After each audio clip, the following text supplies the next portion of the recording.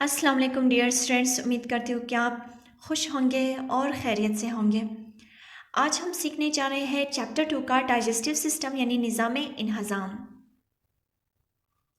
اس میں ہم سیکھیں گے کس طرح سے انسان کے جسم میں غذا ہضم ہو جاتی ہے۔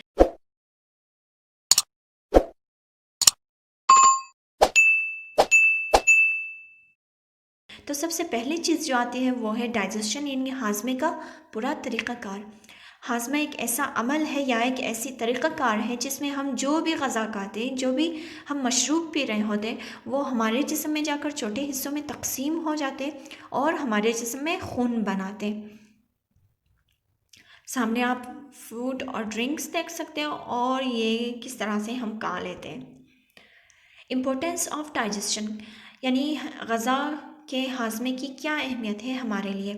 تو سب سے پہلی جو اہمیت آ جاتی ہے وہ ہے نئے سیلز کا بننا، اور جب نئے سیلز بن جاتے ہیں تو لازمی بات ہے ہماری بھی پرورش ہو جاتی ہے، ہم جو ہے گروتھ کرتے ہیں۔ اور اس کے علاوہ جو ہے جب خون بناتے ہیں ہمارے جسم میں، ہمارے جو غذا ہم کھا رہے ہوتے ہیں وہ خون کی شکل میں کیونکہ بن جاتے ہیں، اس طرح سے ہمیں انرجی مل جاتی ہے تاکہ ہم کام کر سکیں۔ ہمیں غذائیت ملتی ہے یعنی وٹامنز، فیٹس اور پروٹینز غذاؤں کی مدد سے۔ اور اس کے علاوہ جو مختلف اعضاء ہوتے ہیں ہمارے جسم میں، وہ ڈائجسشن کے دوران مختلف جوسز خارج کر رہے ہوتے ہیں تاکہ غذا کی توڑ پھوڑ ہو جائے اور غذا باقاعدگی کے ساتھ ہضم ہو جائے۔ اس طرح سے پھر بالآخر تب جا کر خون بناتے ہیں ہمارے جسم میں۔ اس کے بعد ہم سیکھیں گے ون بائی ون ہر ایک اعضاء کا جو لوکیشن ہے وہ ہم سیکھیں گے، کون سے اعضاء انوالو ہوتے ہیں ڈائجسشن میں، اور ساتھ ہی ساتھ ہم ان کے فنکشن بھی سیکھیں گے یعنی وہ کیا کام کرتے ہیں ہاضمے میں۔ سب سے پہلی چیز آتی ہے ماؤتھ یعنی منہ میں مختلف تیلے موجود ہوتے ہیں جو کہ بار بار جو ہے سلائیوا خارج کر رہے ہوتے ہیں یعنی آب دہن۔ سلائیوا ہم آب دہن کو کہتے ہیں۔ تو یہ ایک ایسا مائع ہوتا ہے جو کہ غذا کے اوپر خارج ہو جاتی ہے اور غذا کے اندر جتنے بھی سٹارچ وغیرہ ہوتے ہیں وہ چھوٹے حصوں میں تقسیم ہو جاتے ہیں۔ ساتھ ہی ساتھ جو بھی نوالا ہم نے منہ میں ڈالا ہوا ہوتا ہے وہ جو ہے سلپری بن جاتے ہیں۔ اچھا، اگلا جو آرگن ہے وہ ہے ہماری ایسوفیگس۔ ایسوفیگس کیا کام کرتے ہیں؟ ایسوفیگس ایک پائپ ہوتی ہے جو کہ گلے سے ہوتے ہوئے ہمارے سٹمک کی طرف آ جاتے ہیں یعنی معدے کی طرف۔ یہ جو ہے ایک راہ یعنی راستہ فراہم کر دیتے ہیں غذا کے لیے تاکہ غذا جو ہے معدے میں آ کر گر جائے۔ اور معدہ کیا کام کرتے ہیں؟ معدے کی اگر ہم شکل دیکھیں تو یہ جو ہے جے شکل کا ہمیں نظر آتے ہیں۔ معدے کے اندر مختلف تیزاب موجود ہوتے ہیں جو کہ جو بھی غذا معدے کے اندر چلے جاتے ہیں وہ تیزاب پھر ان پر خارج کی جاتی ہے۔ پھر وہ تیزاب کیا کرتے ہیں؟ غذا کی توڑ پھوڑ کرتے ہیں چھوٹے حصوں میں، اور تب جا کر وہ چھوٹی آنت میں چلے جاتے ہیں۔ پھر غذا جب چھوٹی آنت کے شروع میں پہنچ جاتے ہیں تو وہاں جو ہے اوپر کی جانب سے، کیونکہ ہمارا لیور موجود ہوتا ہے یعنی جگر کے ساتھ ایک تیلا موجود ہے گال بلیڈر، جسے ہم پرشین میں تلخہ کہہ سکتے ہیں۔ یہاں سے پھر دوبارہ سے کچھ جوسز خارج ہوتے ہیں اور پھر یہ جوسز کیا کرتے ہیں؟ مزید اس غذا کی توڑ پھوڑ کر رہے ہوتے ہیں۔ اس کے علاوہ اگر ہم دیکھیں جو ہماری چھوٹی آنت ہے اس سے جو اوپر والا حصہ ہے یہاں یعنی معدہ اور چھوٹی آنت کے درمیان میں، یہاں پر ہماری پنکریاس موجود ہوتی ہے۔ پنکریاس ایک ایسا اعضا ہے ہمارے جسم کا جو جوسز خارج کرنے کا کام کر رہے ہوتے ہیں۔ تو پنکریاس مزید کچھ جوسز خارج کرتے ہیں اس غذا کے اوپر جو کہ چھوٹی آنت کے شروع میں ہوتے ہیں۔ پھر یہ غذا جو ہے یہاں سے سفر کر کے آتے ہیں ہمارے چھوٹی آنت کے باقی حصوں میں۔ یہاں پھر مزید چھوٹی آنت کی دیواروں کے اندر سے کچھ مائع خارج ہو جاتے ہیں ان کے اوپر، جن کی وجہ سے مزید ان کی توڑ پھوڑ ہو جاتی ہے اور بالآخر وہ خون میں تبدیل ہو جاتے ہیں۔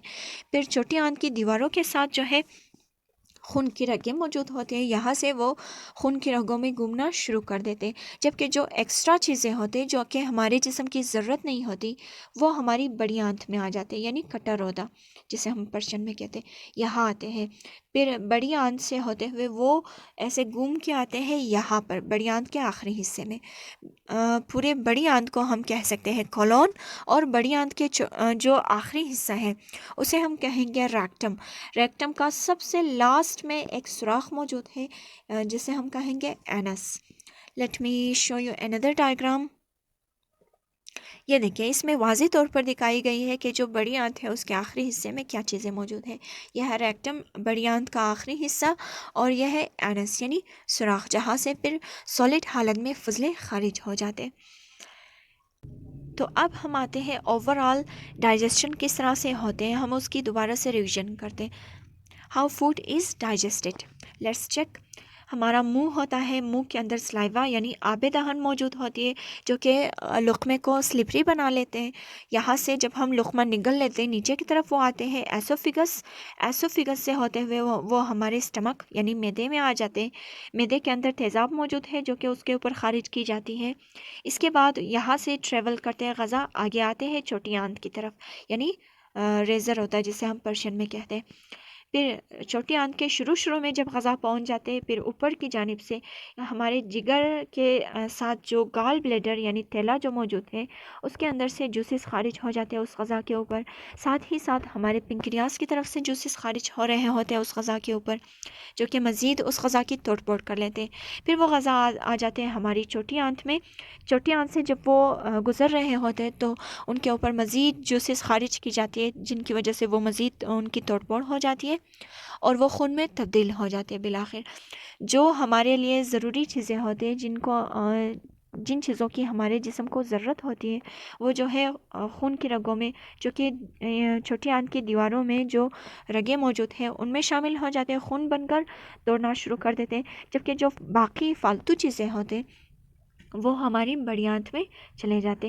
یہاں سے پھر وہ بڑی آنت میں سے گھومنا شروع کر دیتے ہیں اور بڑی آنت کے آخری حصے تک آ جاتے ہیں. بالآخر بڑی آنت کو ہم نے نام دیا کولون، اس کے آخری حصے کو نام دیا ریکٹم.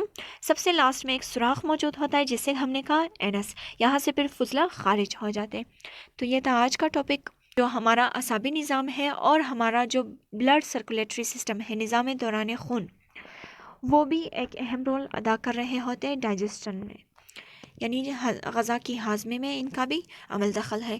اس کے علاوہ جو ہے ڈائجسشن شروع ہوتا ہے ہماری ماؤتھ سے اور ختم ہو جاتی ہے یا کمپلیٹ ہو جاتے ہیں اسمال انٹسٹائن میں، کیونکہ یہاں آ کر وہ جو ہے خون بن کر دوڑنا شروع کرتے ہیں پورے جسم کے اندر. تو اگلے ویڈیو تک کے لیے اپنا خیال رکھیے گا. اللہ حافظ.